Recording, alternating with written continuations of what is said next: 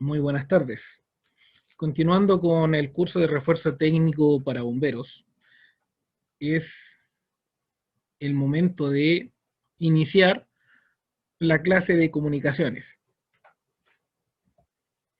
Recuerde que independiente que usted se encuentre en su hogar y también en el lugar donde sea que usted esté tomando este curso, tener súper claras las vías de evacuación y las medidas de seguridad ante casos de emergencias, sismos u otros que requiera que usted deba evacuar el lugar donde se encuentre.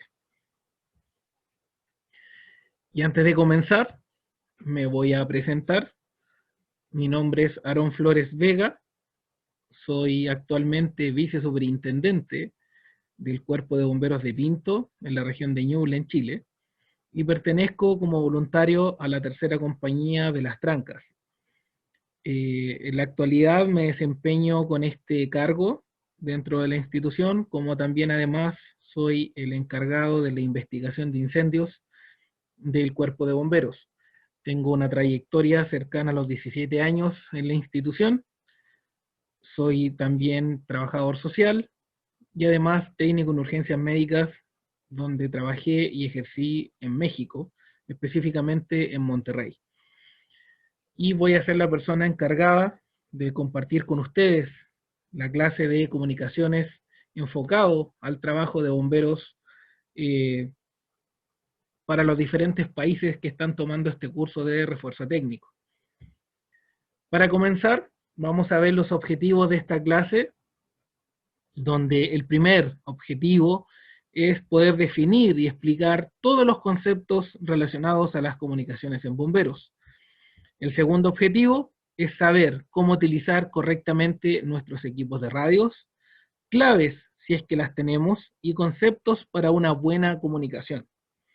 Y el tercer objetivo es ser capaz de entender la teoría para poder aplicarla en la práctica.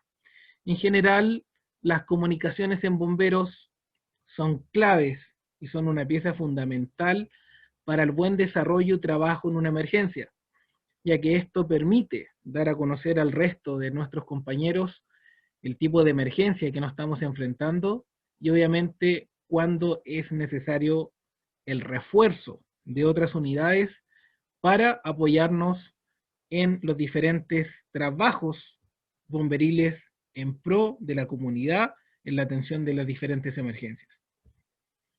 Algunas definiciones de comunicación, ya entrando en tema,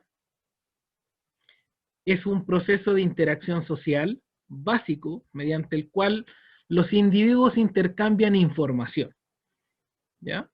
Transmitir, manifestar o hacer saber alguna cosa, alguna información, enseñar algo, hasta un chisme es parte de la comunicación. Obviamente, teniendo claro que siempre que los chismes son un veneno en nuestras instituciones. Conversar, relacionarse de palabra o por escrito. También es la transmisión de señales mediante un código común entre el emisor y el receptor. Estas son algunas definiciones claves de lo que tiene que ver la comunicación. Vamos entrando un poco más en detalle y vamos desglosando lo que es la comunicación y un proceso que todos aplicamos a diario y cuando muchas veces tal vez no nos damos cuenta, pero siempre estamos comunicando. Nuestra expresión, nuestro tono de voz, nuestra postura, el si estamos o no atentos a lo que nos está transmitiendo la otra persona. Y el emisor, obviamente, es quien emite el mensaje. Puede ser una persona o no. El receptor es a quien está destinada la información, siendo una o más personas dentro del proceso de la comunicación. También tenemos el canal, que va a ser el medio, por lo general físico, por el que se va a transmitir este mensaje entre el emisor y entre el receptor. Tenemos el código, que es la forma que toma la información que se intercambia entre la fuente, que vamos a, en este caso, clasificarlo como el emisor, y el destino, que vamos a clasificarlo como el receptor. Esto implica la comprensión o la decodificación de la información que se va a transferir entre el emisor y entre el receptor. El mensaje es aquello que yo quiero o que el emisor quiere transmitirle al receptor. ¿Qué es lo que le quiere dar a conocer? ¿Qué es lo que necesita que el receptor pueda recibir? ¿Cuál es la información que le va a traspasar? La situación o contexto es aquella situación o es el entorno extralingüístico en el que se desarrolla el acto comunicativo. Yo quiero transmitir relacionado a alguna emergencia, quiero transmitir alguna emoción, etc. Vamos a ver el esquema de la comunicación de Shannon-Weber, ¿ya? Y aquí vamos a ir desglosando cada una de estas partes del esquema, como la fuente de información, el mensaje, el transmisor, la señal, la fuente de ruido que puede existir en la comunicación, la señal recibida, lo que capta el receptor, el mensaje y en este caso el destino. Y vamos viendo los elementos del modelo de Shannon-Weber. ¿Ya? Tenemos la fuente, que esta la clasifica como el elemento emisor inicial del proceso de la comunicación, el cual produce un cierto número de palabras, un cierto número de signos, que forman este mensaje que vamos a transmitir. Y podemos dar, por ejemplo, el parlante de la radio o de la TV, que va, ¿no es cierto?, a ser la fuente a un mayor número de personas, o en este caso de receptores. El transmisor. El transmisor es el emisor técnico, ¿ya? Y este es el que transforma el mensaje emitido en un conjunto de señales o códigos que serán adecuados al canal encargado de transmitirlos. Así, en nuestro ejemplo, el transmisor va a transformar la voz en impulsos eléctricos que podrán ser transmitidos por el canal para que pueda ser recepcionado, valga la redundancia, por el receptor. El canal. El canal es el medio técnico que debe transportar las señales codificadas por el transmisor. Este medio será, en el caso del teléfono, los cables o la red de microondas utilizadas por la empresa telefónica en comunicaciones internacionales.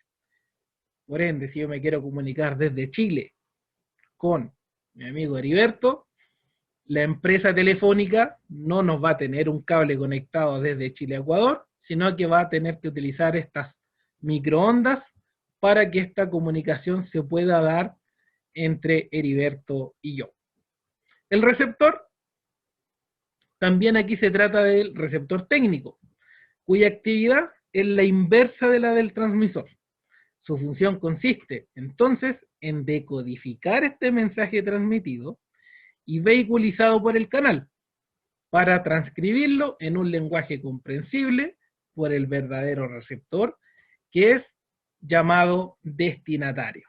En este caso, el destinatario es a quien le debe llegar la información que el emisor está transmitiendo. El destinatario constituye el verdadero receptor a quien está destinado el mensaje final. Este será entonces la persona a quien se dirige el llamado telefónico o radial, o el conjunto de personas de audiencia de radio o de TV. El ruido. El ruido es considerado un agente perturbador que va a interrumpir, que va a molestar en diversos grados la señal durante su transmisión. Por ejemplo, esta llamada nieve que ocurre en las pantallas de TV con señales abiertas, donde muchas veces tenemos antenas que no son capaces de captar de buena manera la señal y va a generar esta como nieve o interrupción en la imagen y el sonido de la televisión. Fritura o lloro en un disco, ruidos de interferencia en la radio, también la voz demasiado baja. Cuando yo estoy hablando por radio, debo hablar con naturalidad, no bajando mucho el tono y tampoco gritando. Tiene que ser en un tono de voz normal, tranquilo y a un volumen adecuado, o cualquier otro tipo de interferencia en comunicaciones de emergencia. Muchas veces tenemos interferencias provocadas cuando personas ajenas a nuestra institución tienen equipos de radio, tienen nuestras señales, tienen nuestras frecuencias de comunicación, y durante transmisiones de emergencias, muchas veces por ociosidad, por maldad o por motivos que podemos desconocer, van interrumpiendo las señales poniendo música, gritando por radio, transmitiendo partidos de televisión, de fútbol que están siendo transmitidos en televisión, y cualquier otra que vaya entorpeciendo la comunicación y que va generando esta molestia, tanto para el emisor como para el receptor de la comunicación. La explicación de este modelo, ¿ya? Como puede apreciarse, el proceso de la comunicación se inicia en la fuente del mensaje, que es la lengua que genera el mensaje, o mensajes que se van a comunicar. La fuente de información selecciona, ya a partir de un conjunto de posibles mensajes, este mensaje escogido. Y a continuación, es el transmisor el que opera sobre el mensaje y lo va a codificar y lo va a transformar en una señal capaz de ser transmitida a través de algún canal de comunicación. El canal es simplemente el medio utilizado para poder transmitir o para poder dar la transmisión de la señal desde el transmisor hasta el receptor, ¿ya? Y en este caso es el medio que permite el paso de la señal, ¿ya? Y es precisamente en el canal donde puede incidir la fuente del ruido o esta molestia en la comunicación.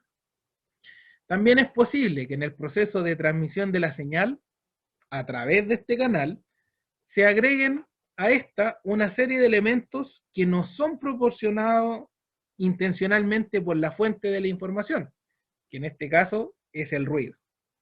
Cuando la señal es recibida por este receptor, se lleva a cabo la operación inversa a la del transmisor, reconstruyendo el mensaje a partir de la señal. Ahora vamos a ver el mal gesto, ¿ya? Lo que implica la comunicación no verbal en diferentes culturas. El significado de los movimientos, de los gestos, está determinado por el tipo de civilización, que no siempre se va a interpretar o tomar de la misma manera. Así como el lenguaje hablado difiere en culturas diferentes, el lenguaje no verbal también puede variar.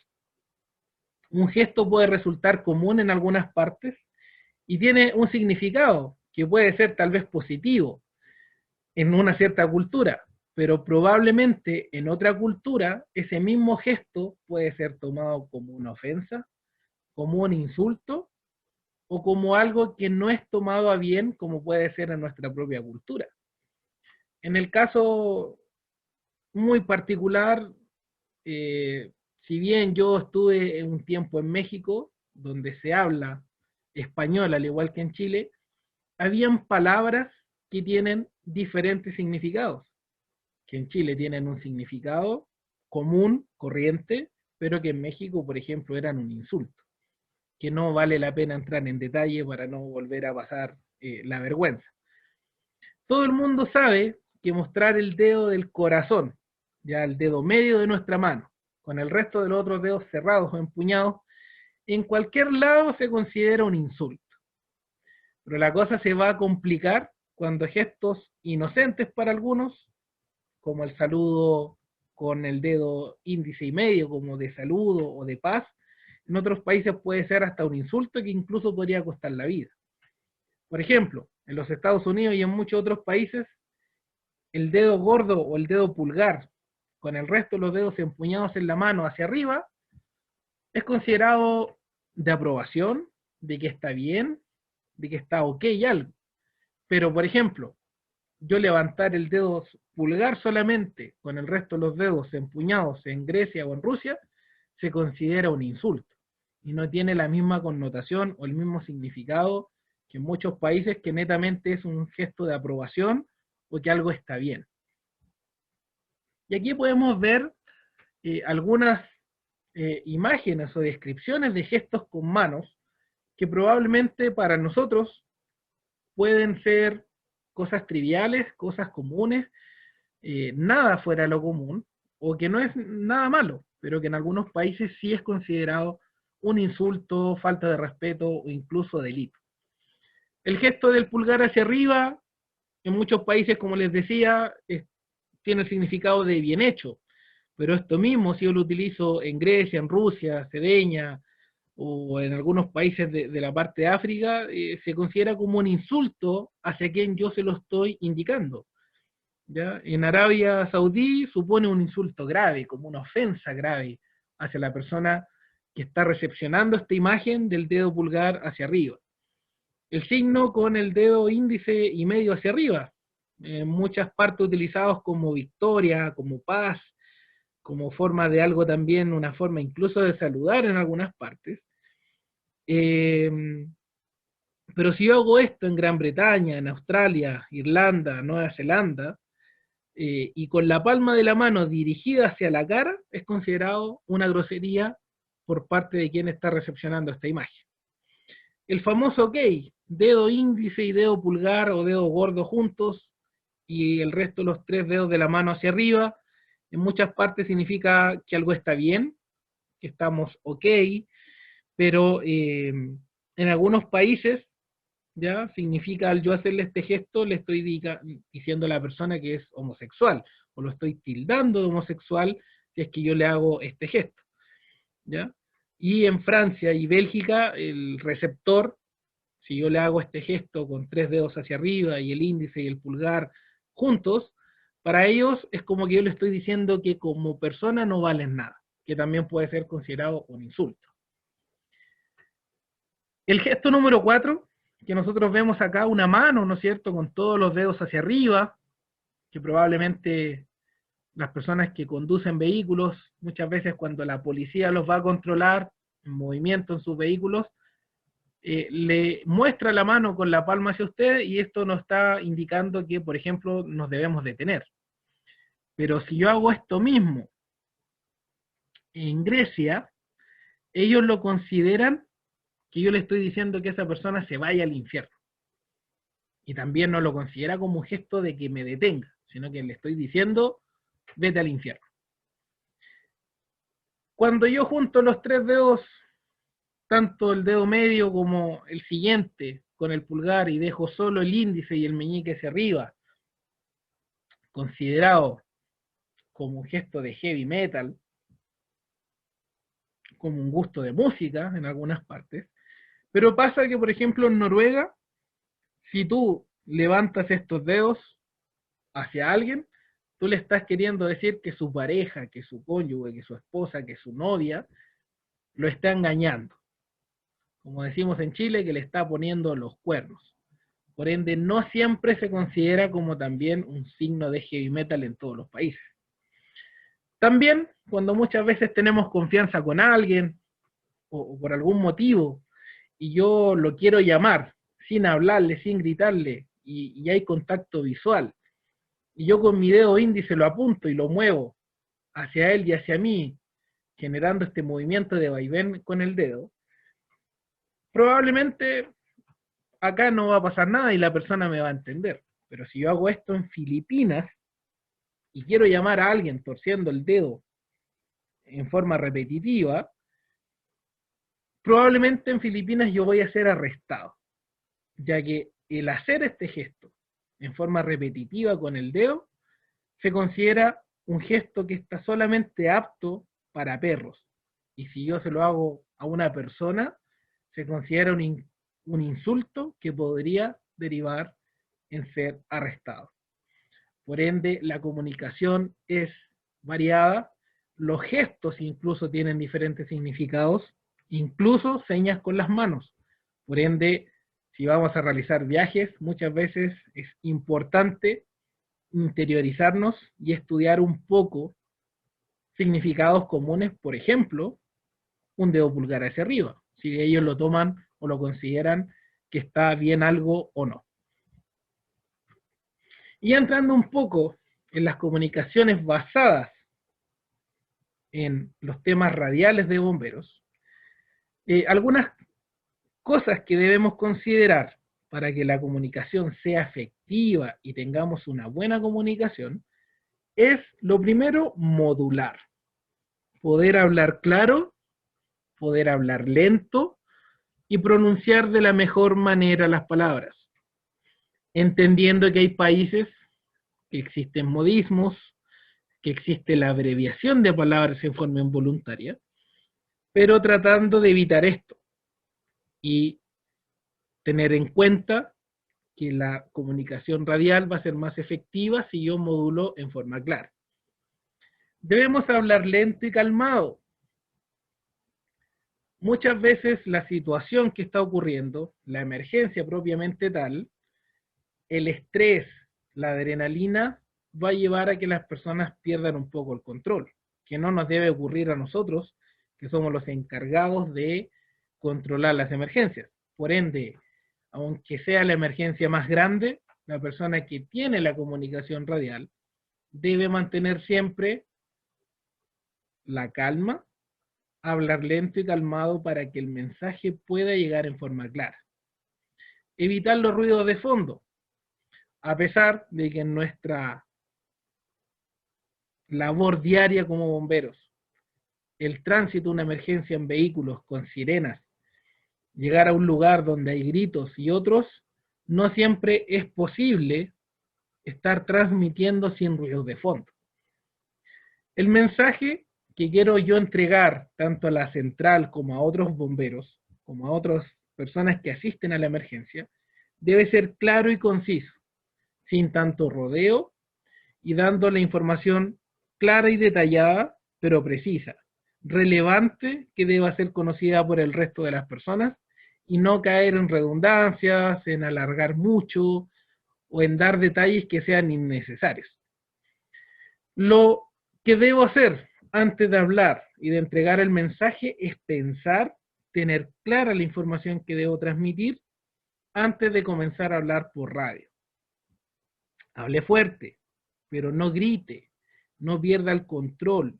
Usted no va a controlar más rápido la emergencia porque esté gritando por radio. Hable fuerte, pero no grite.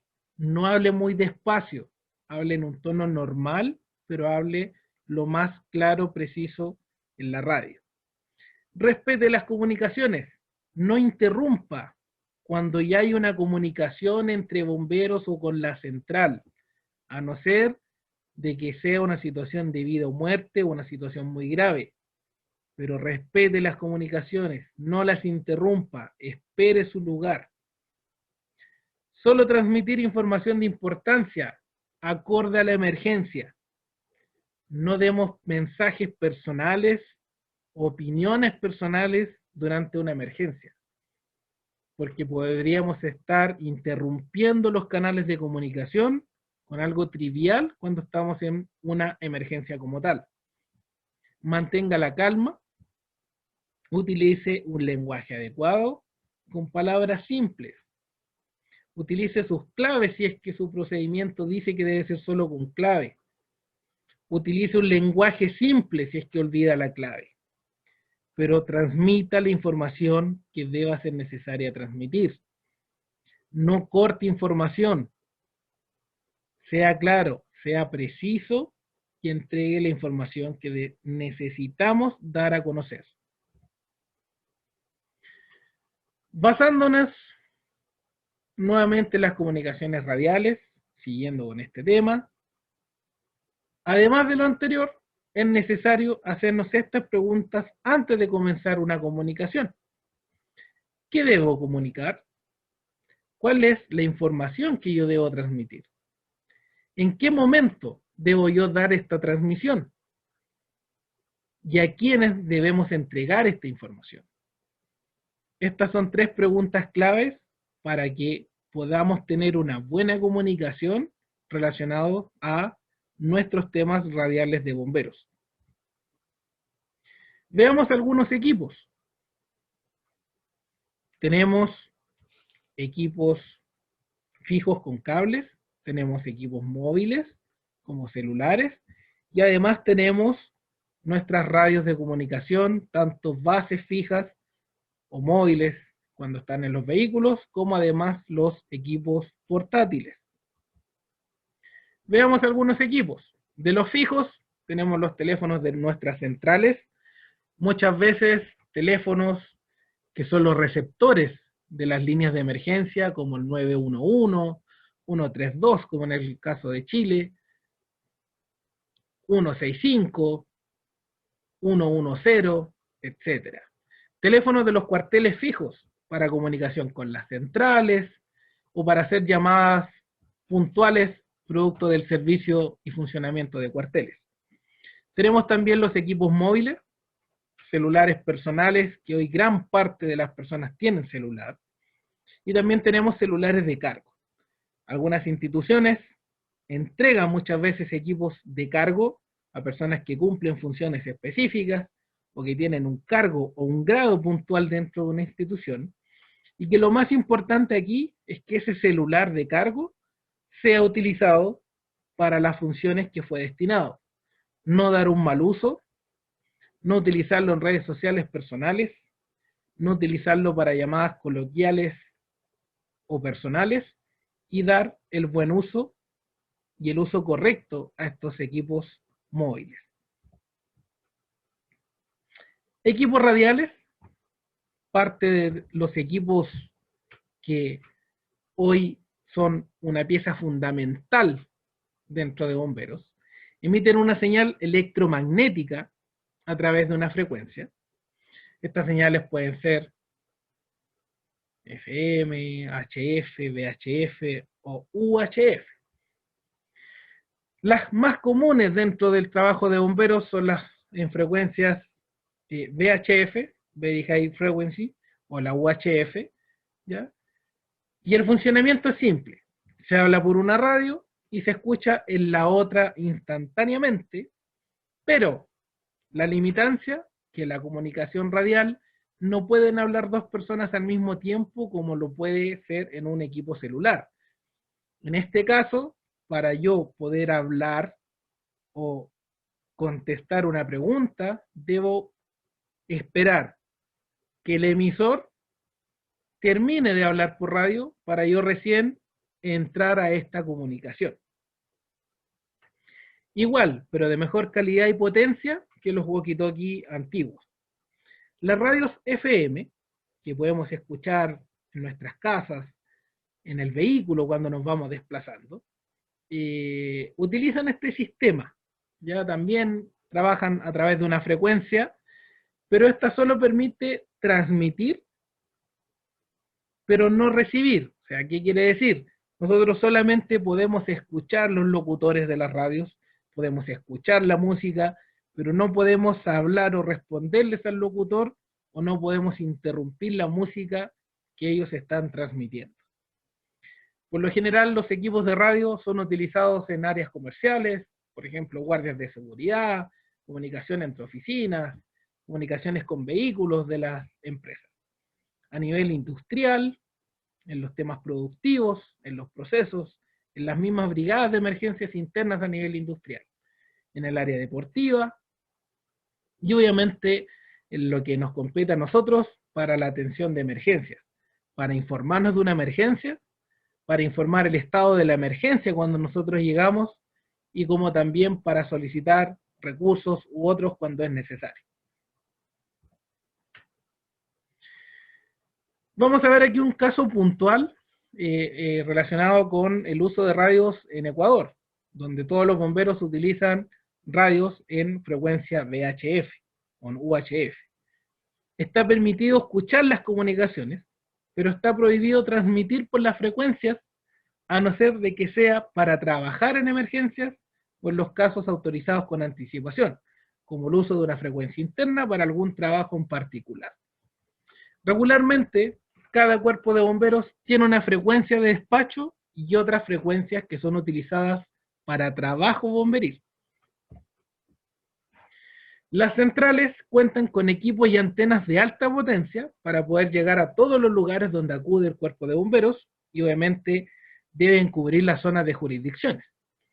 Los carros bomba, o los camiones de bomberos como sean conocidos, cuentan con equipos de alta o mediana potencia para poder comunicarse con la central desde donde ellos se encuentren.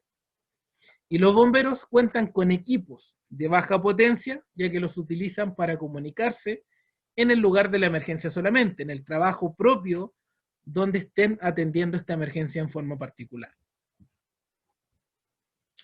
Veamos ahora bomberos y otras instituciones. En este caso, como ejemplo, la policía utiliza un sistema radial más moderno y con mayor cobertura que bomberos, que algo muy similar ocurre acá en Chile con la policía uniformada o carabineros, que tiene un sistema de comunicación propio, más moderno y más privado o más seguro que los sistemas radiales comunes.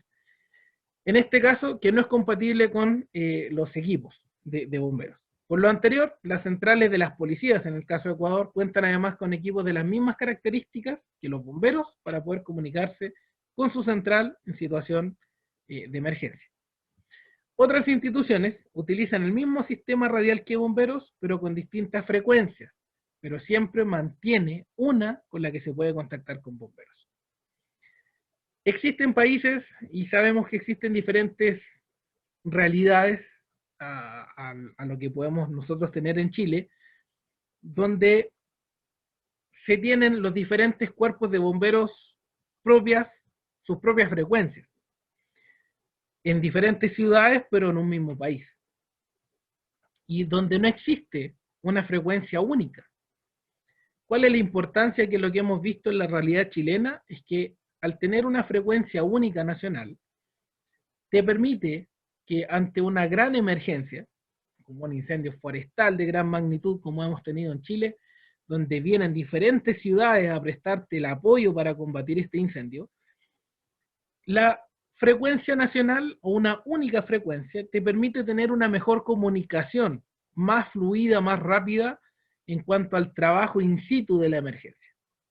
Por eso la importancia que si en sus países, estimados amigos, no cuentan con una frecuencia única de trabajo, tener una mesa de trabajo para unificar un criterio y poder lograr una frecuencia única nacional, una frecuencia única de trabajo que sea unificada.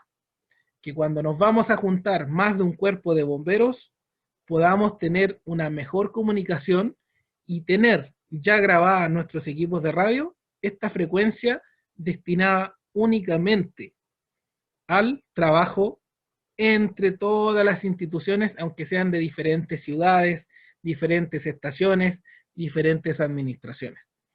En Chile tenemos la frecuencia única nacional, o la frecuencia nacional de bomberos, que es donde nos acoplamos y de donde tratamos de trabajar todos los cuerpos de bomberos cuando tenemos diferentes estaciones de diferentes ciudades trabajando en una sola emergencia. ¿Por qué usar el sistema radial? ¿Ya? ¿Por qué utilizar este sistema y a lo mejor no otro? A pesar de que hoy la modernidad, las aplicaciones de celular y otras, están ya insertándose en los trabajos de bomberos, pero que no es una realidad en todas partes. El sistema radial se utilizaría principalmente por su soporte y respaldo ante cualquier situación. Ante un sismo, un terremoto, cuando hay lluvias fuertes, vientos, en algunos países incluso afectados por huracanes, cuando se corta la energía eléctrica o el sistema telefónico falla, acá en las redes de la señal telefónica, por lo general todos vamos a quedar incomunicados o todos quedan incomunicados. Menos las instituciones que utilizan los sistemas radiales, ya que mientras estos tengan un sistema de batería de respaldo, pueden seguir funcionando sin problema.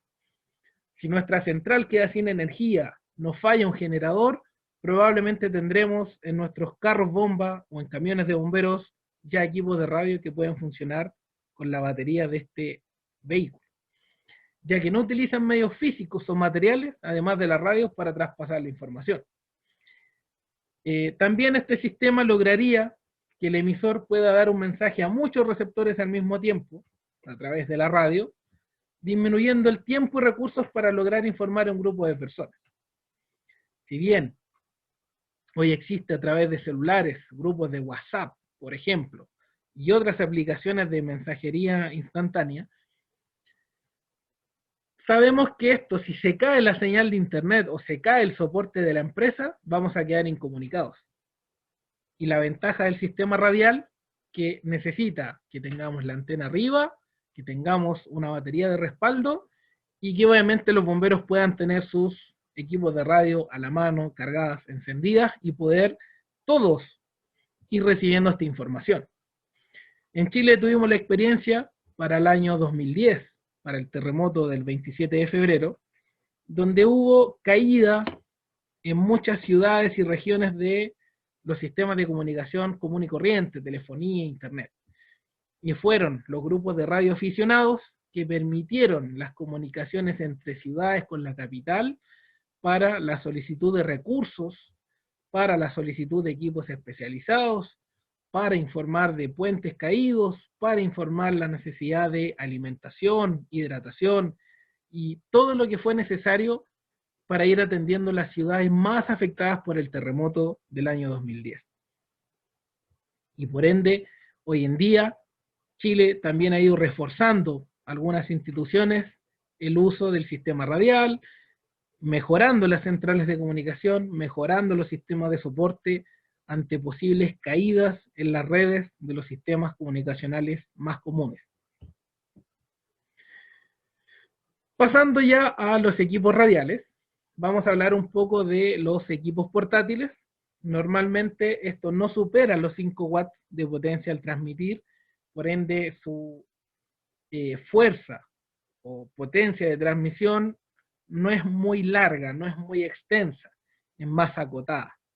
Son portátiles y fáciles de transportar, tienes estos clips para la ropa, también los uniformes de bomberos en su mayoría traen un soporte para llevar y trasladar el equipo de radio. Su operatividad depende de muchas variables, ¿ya? La potencia, obviamente, es un factor que influye en qué tan lejos voy a llegar con la comunicación que quiero dar desde un equipo portátil. Su antena, que sea la adecuada al tipo de lugar desde donde vamos a transmitir. La topografía en la que nos encontramos, si es muy accidentada, si hay muchos edificios, si hay muchos cerros o montañas alrededor, todo esto influye en la operatividad y en la funcionalidad de este equipo. Su autonomía depende del estado de su batería, en el uso, en el cuidado, cómo la cargo, cada cuánto la cargo, si tengo el equipo escaneando constantemente, o si soy una persona que habla mucho también a través de la radio. Son fáciles de distinguir si son de VHF o UHF por el grosor de su antena, ¿ya? Obviamente, por lo general, las VHF, la antena es un poco más gruesa versus la UHF, que suelen ser más delgadas, como en el caso de la imagen que está acá abajo, a su derecha. Normalmente cuentan algunas con 16 canales y uno más escáner.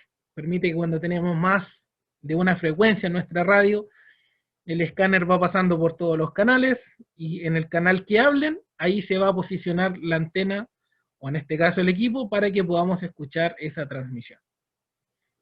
Hoy en día, los equipos más utilizados, o entre los más utilizados, son los Motorola, marca Motorola, y los ICOM. Ya son los equipos que hoy más están siendo utilizados por instituciones de emergencia. Aquí vemos algunos equipos radiales. Tenemos el equipo portátil, a la derecha las bases o móvil, que puede estar tanto en la central como a bordo de nuestros carros o camiones de bomberos. Tenemos las centrales de comunicación, que por lo general cuentan con uno o más equipos de tipo base. Y tenemos un repetidor, siendo el repetidor un sistema que permite mejorar las comunicaciones, sobre todo en lugares donde tenemos geografías muy accidentadas, cerros de gran tamaño que van dificultando la emisión y la recepción de mensajes a través de sistemas radiales. Los equipos radiales, al apretar el PTT, por sus siglas en inglés de push to talk, de presiona para hablar, la radio emite la señal por la frecuencia seleccionada.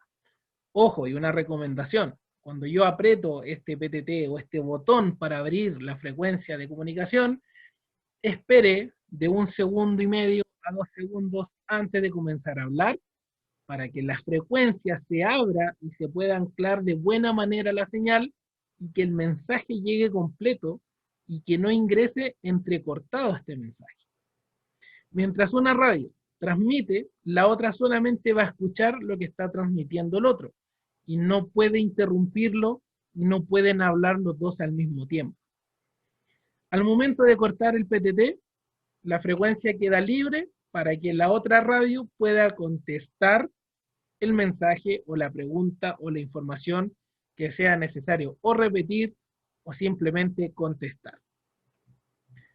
Nuestras radios tienen una distancia máxima para transmitir y una cobertura para la recepción, y esto va a depender de la antena que esté usando y, por ejemplo, la geografía en la que yo me encuentro. Si existe algún alto, algún monte, alguna montaña, cerro de por medio, puede ser que la comunicación llegue con cierta dificultad o simplemente no llegue. Mientras más plano, más directo estén las señales, mucho mejor va a ser la comunicación. Los bases o equipos móviles normalmente son de 25, 50 o 100 watts de potencia de transmisión. Requieren de una fuente de poder, corriente o baterías especiales para el funcionamiento de estos equipos. Están fijos en lugares determinados como suelen ser las centrales de comunicación, o también pueden estar a bordo de los vehículos que utilizamos para la atención de emergencias.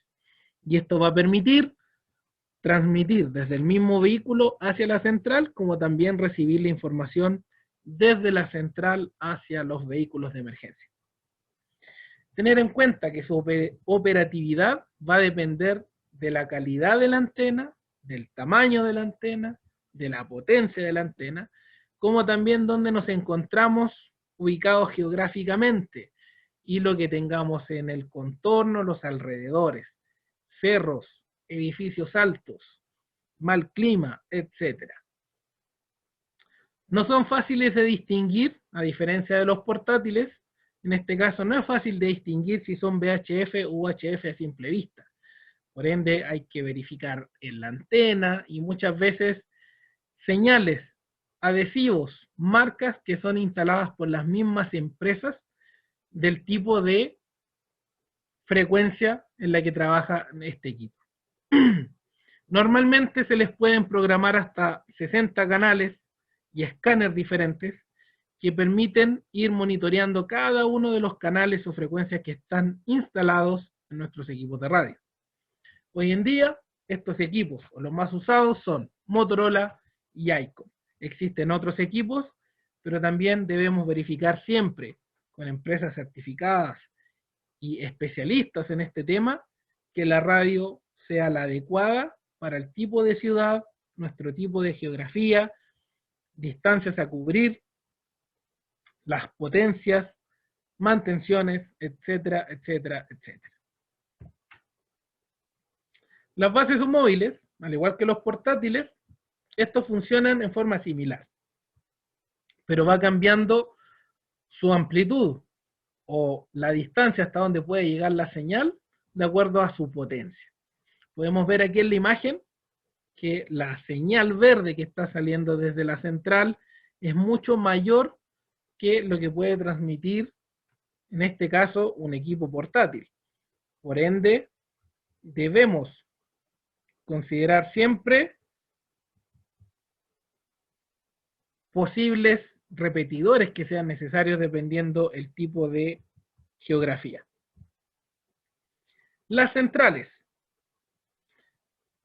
Por lo general utilizan equipos de mayor tecnología, de mayor potencia y con distintos sistemas para generar tonos y codificaciones, consolas y programas que permiten alertar cuarteles específicos o también en general. Utiliza radios similares o iguales a las bases, 25, 50 o 100 watts de potencia.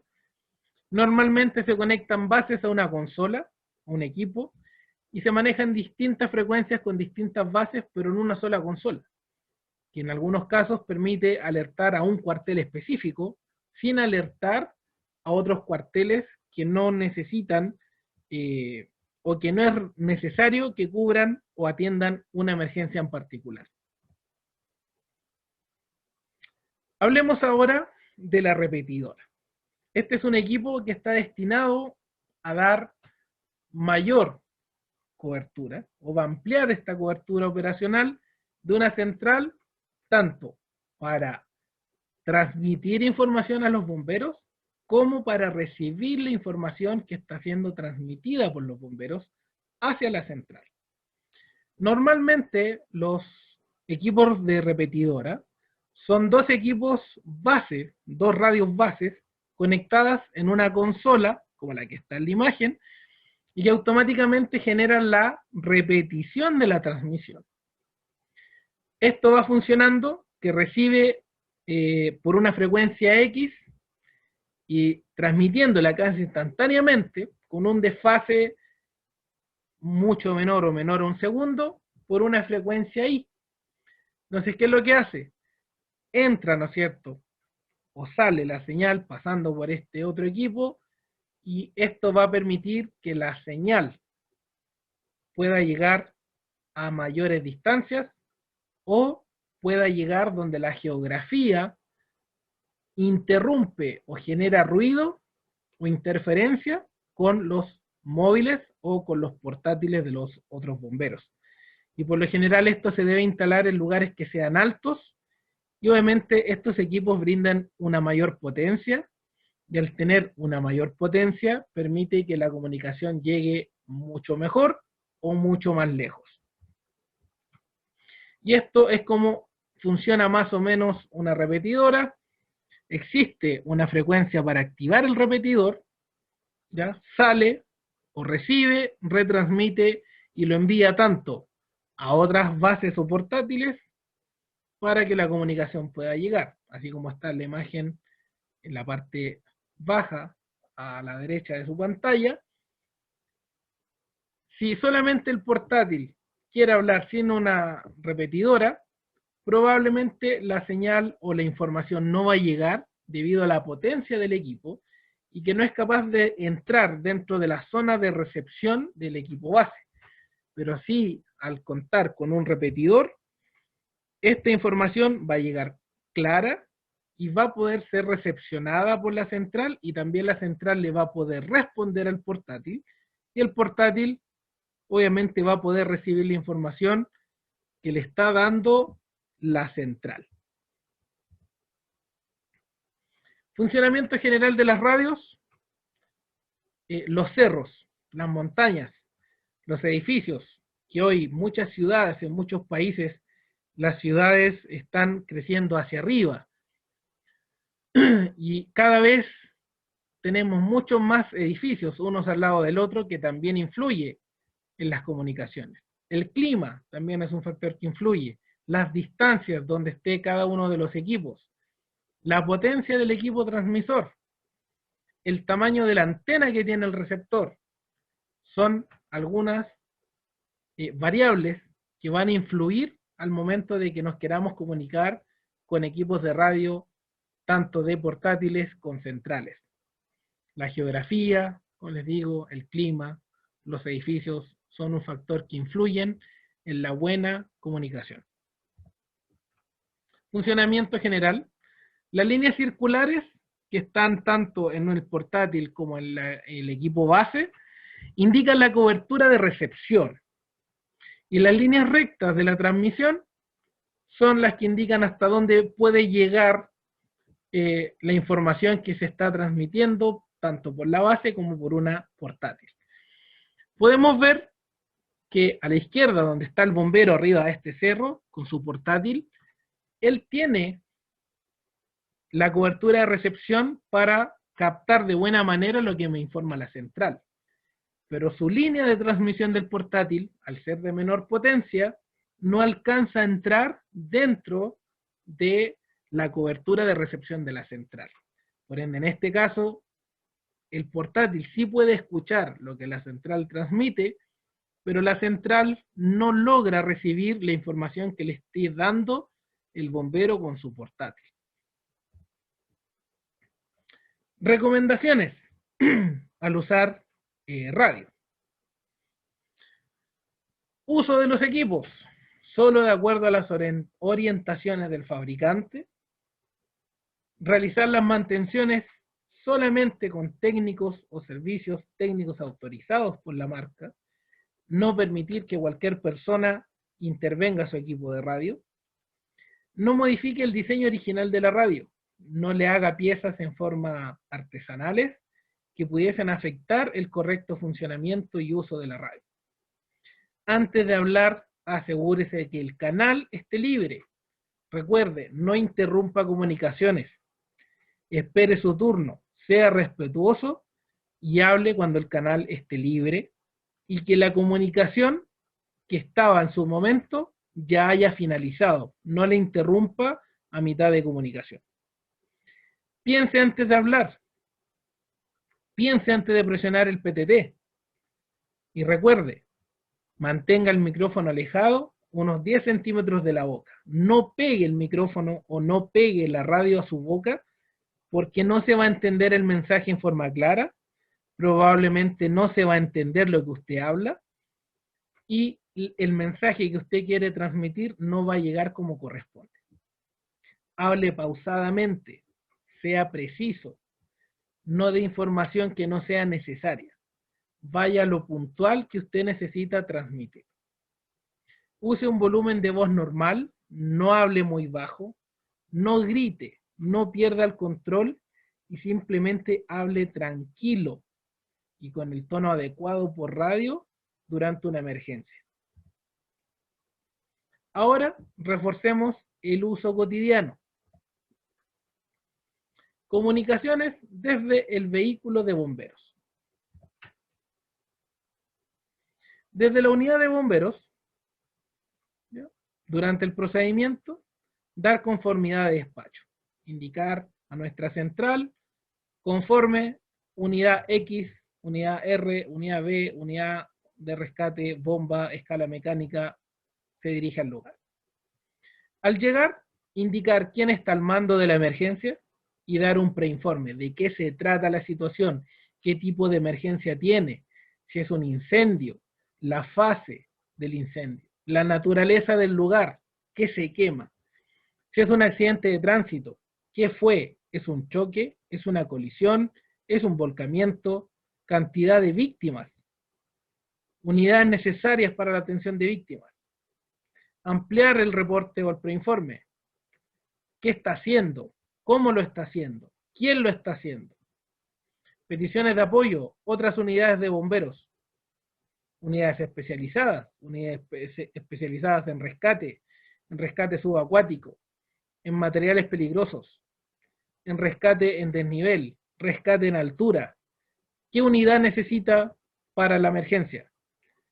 La retirada, una vez que usted informe que la situación ya está controlada, que el incendio ya fue apagado, que las víctimas fueron entregadas a los personales de atención primaria de salud, y el informe final, dependiendo sea el caso.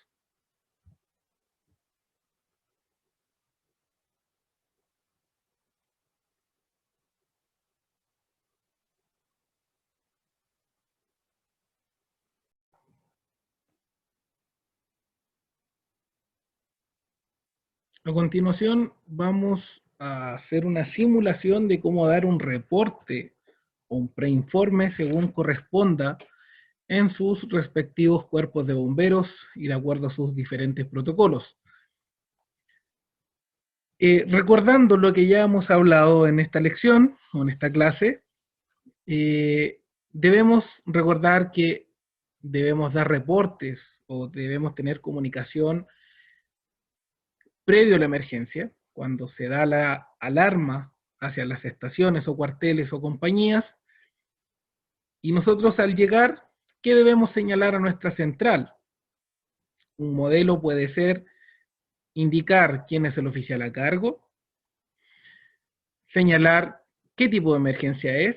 Si vemos la imagen, particularmente podemos ver que es un incendio, indicar en la etapa en la que se encuentra este incendio, si está en la fase inicial o de ignición, de incremento, libre combustión, decaimiento, y también indicar la naturaleza del lugar.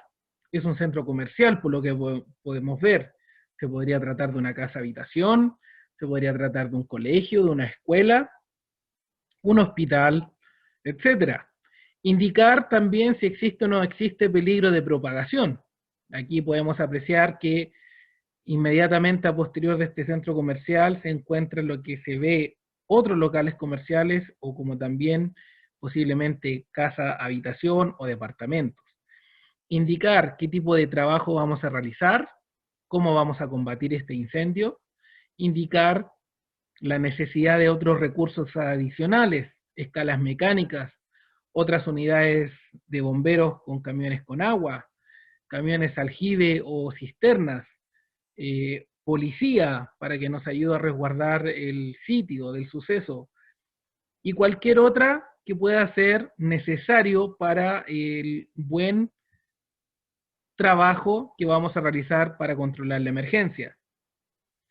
Debemos aquí también ver que este incendio ya se ha ido propagando a otras dependencias de la estructura y también ir indicando a nuestra central el avance y si hay o no un cambio de estrategia y táctica para el combate de esta emergencia. Señalar cuando ya la emergencia esté controlada, señalar también a nuestra central e informar cuando se retiren recursos que teníamos adicionales y cualquier otra que sea relevante que deba ser dada a conocer a nuestra central de comunicaciones. En este caso, nuevamente indicar quién es la persona que está a cargo, quién es el comandante del incidente, indicar la naturaleza del lugar, la fase del incendio, en este caso podemos ver que es incendio en una casa habitación, la fase del incendio, el tipo de trabajo que vamos a realizar para combatir este incendio, si vamos a entrar o si vamos a trabajar desde el exterior, si es que es necesario realizar búsqueda y rescate, y cualquier otra información relevante que deba ser conocida y replicada, también retransmitida por la central, sobre todo cuando el OAC tiene una comunicación, o el oficial bombero a cargo, cuando tiene comunicación a través de un equipo portátil. Como ya hemos dicho, probablemente la potencia del equipo puede hacer que evite que otras unidades escuchen en forma clara, por ende cada información que yo transmito de la central o hacia la central, esta debería siempre repetir, retransmitir la información recepcionada por el bombero que está a cargo de la emergencia. En este caso, ¿cuál sería su preinforme? ¿Cuál creen ustedes que debe ser el preinforme? Nuevamente, indicar cuando llegamos, quién es el oficial o el bombero que va a estar a cargo de dirigir las maniobras, la naturaleza de la emergencia. En este caso podemos ver que es un accidente de tránsito, ver si es que este vehículo chocó con algún objeto inmóvil, si tuvo una colisión con otro vehículo que sean en movimiento, ver si tenemos personas atrapadas, ver si hay posiblemente cadáveres al interior de este vehículo, la necesidad de recursos como ambulancias y obviamente indicando la cantidad de pacientes o víctimas, en este caso personas atrapadas, personas lesionadas, para que los diferentes centros de salud de sus ciudades o de sus países sepan cuántos recursos sea necesario enviar para atender este accidente. Aquí, ¿cuál sería nuestro preinforme? Vemos que hay un bus, un camión, como se le conoce en algunos países, o como se ha llamado. En este caso, indicar que es un incendio que está afectando todo el vehículo, señalar si existían o no, o si existe información de personas que hayan quedado al interior de este vehículo, y también el tipo de ataque o cómo vamos a trabajar esta emergencia, si es necesario el apoyo de unidades especializadas, comunidades que atiendan emergencias con materiales peligrosos, si es que usted lo estima conveniente, necesidad de la policía para poder cortar el tránsito, evitar que personas se acerquen para que no vayan a salir lesionadas o lastimadas producto, ¿no es cierto?, de este fuego o producto de alguna acción del combate propiamente tal del incendio a este vehículo por parte del personal de bomberos. Vemos acá una gran columna de humo negro que nos puede indicar un posible incendio de magnitud. Podemos ver que está siendo visto a distancia. Por ende, aquí también, en trayecto a la emergencia, yo puedo ya indicar a la central de comunicaciones que a distancia veo una gran columna de humo de color negro denso y que podemos tener probablemente un incendio de magnitud. ¿Para qué? Para preparar a otras estaciones en caso de ser necesario el apoyo, o que simplemente ya nos despachen unidades de apoyo, y que muchas veces es preferible llegar al lugar y darnos cuenta que no es necesario más apoyo y que estas unidades se devuelvan a mitad de camino, a que debamos perder tiempo en llegar al lugar, ver que es de magnitud y recién pedir apoyo. Y eso va a significar que el tiempo de espera que debemos para que lleguen las unidades de apoyo va a ser mayor y probablemente podríamos perder el control de la emergencia como tal, generando más daño del que se debería haber generado. Por ende, muchas veces es mejor no escatimar en recursos, solicitarlos y no enojarse. Si yo soy la unidad que va en camino y me dicen, oye, devuélvete, no es necesario el apoyo, perfecto, no era necesario y por ende simplemente me devuelvo y estoy atento a otra emergencia. Pero como les digo, si ya veo en trayecto a la emergencia una columna como esta, informarla y preparar posibles unidades de apoyo hacia el lugar donde nosotros vamos a concurrir. Acá, ¿qué es lo que podemos ver dentro de esta masa de fierro? Vemos que hay una motocicleta que está básicamente al interior de este vehículo. Y aquí, ¿qué yo hago? Nuevamente informo quién está a cargo cuando llego, de qué se trata.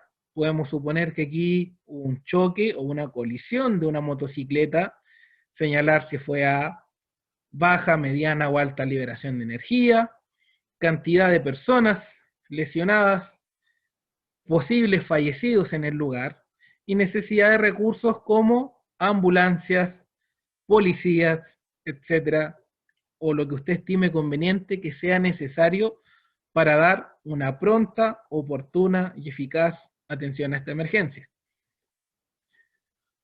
También vemos acá una columna de humo vista a distancia.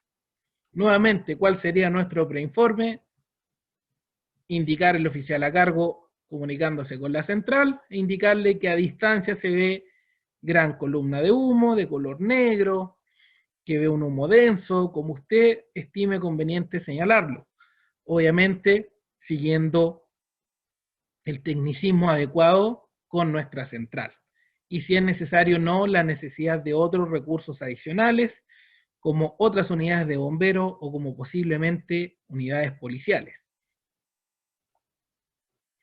En este caso, ¿qué vemos acá? ¿Cuál sería nuestro preinforme o cuál sería la información que debo retransmitir? En este caso vemos un bus, una micro, un camión, dependiendo cómo sea conocido o sea llamado en sus países, que está volcado sobre uno de sus costados, ver si es que en este caso chocó o no contra un árbol que probablemente se ve en el lugar. ¿Y qué es importante aquí?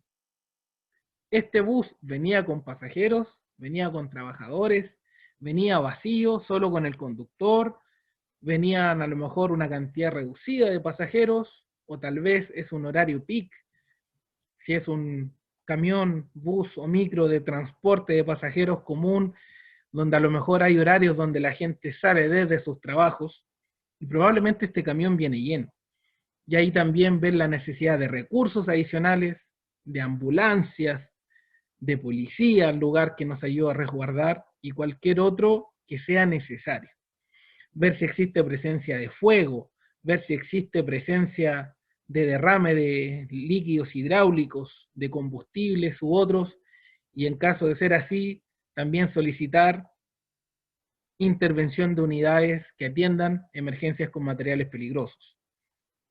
Ir indicando cuando los pacientes o las víctimas fueron entregadas a personal de salud, y que fueron ya trasladadas a los centros asistenciales. Aquí, ¿cómo debería ser nuestro preinforme? Nuevamente, ¿quién está a cargo de la emergencia? El comandante del incidente. ¿Qué tipo de incendio tengo? La naturaleza del lugar. Esto serán oficinas, será un centro comercial, será un centro de salud, será una escuela. ¿Qué es? La fase del incendio. ¿Tengo o no tengo peligro de propagación? Necesidad de recursos adicionales. En este caso vemos una escala mecánica que va a comenzar, ¿no es cierto?, un ataque a este incendio. Y también indicar cómo vamos a trabajar este incendio. Ingresamos, no ingresamos, trabajamos a distancia. ¿Qué método de combate vamos a utilizar? Una vez controlada la emergencia, señalar si fue o no fue controlado, o ya cuando fue controlado, el retiro de las unidades a sus cuarteles o a sus estaciones de regreso, y también indicar cuando ya estamos disponibles para otras posibles emergencias. ¿Qué vemos acá? Esto es una pequeña columna de humo que se ve, o mediana, como puede ser considerado. ¿Será o no será necesario otros recursos? Tal vez al llegar al lugar podemos encontrar, como ha ocurrido, quemas de basuras, de pequeños pastos o pequeñas emergencias, o medianas, dependiendo también cómo usted en su evaluación lo determine. En este caso, como en nuestro preinforme, se trata de una colisión o un choque entre un camión, que puede ser considerado bus, o también un camión, un tráiler, dependiendo también el país en el que nos encontremos, que impacta, ¿no es cierto?, con este vehículo menor o automóvil. Señalar cantidad de víctimas que tenemos atrapadas o lesionadas, indicar, ¿no es cierto?, necesidad de recursos adicionales, ambulancias, policías, unidad de materiales peligrosos si fuese necesario, u otros. Indicar cuando esta emergencia está controlada. Recuerde, siempre ir informando los avances de nuestra emergencia. En este caso, podemos indicar, ¿no es cierto?, la llegada al lugar, nuevamente quién está a cargo, el comandante del incidente, en este caso que es fuego en departamento. También, como la naturaleza del lugar me indica departamento, debo ser más preciso e indicar el o los pisos que están siendo afectados, si hay o no hay peligro de propagación, necesidad de recursos, acciones inmediatas, como puede ser la evacuación total del edificio como medida de seguridad, la presencia de policías que nos ayuda a resguardar el sitio, alejar a las personas que se acercan, ¿no es cierto?, a mirar, a tomar fotografías, a grabar y a entorpecer nuestro trabajo. ¿Qué tipo de trabajo vamos a realizar? Si vamos a dividir los trabajos en unidades de combate del incendio y unidades de revisar y realizar rescates a personas atrapadas en pisos superiores o personas que tengan movilidad reducida y que deban ser asistidos por nosotros. Entonces, ¿qué hemos aprendido? La importancia de la comunicación, que para la comunicación debemos tener siempre un emisor, el mensaje, el canal, el receptor, que nos permita a nivel de bomberos una buena comunicación entre pares, entre nosotros, que debemos trabajar para lograr unificar y tener canales nacionales de comunicación entre bomberos, que debemos tener una comunicación fluida, clara, precisa, con buena modulación, que debemos tener equipos adecuados al tipo de emergencia, y lo más importante, el entrenar. Ser bomberos no es solamente entrenar en el combate del incendio, sino que también debemos entrenar en las comunicaciones, en cómo nos comunicamos entre nosotros, en cómo utilizar los equipos en forma adecuada, y lo más importante, siempre estudiar, estudiar, capacitarse, capacitarse, capacitarse. Es la única forma que vamos a lograr nosotros entregar un servicio de primera calidad a quien siempre lo va a requerir. Esa ha sido la presentación y la clase del tema de comunicaciones en el curso de refuerzo técnico bomberil.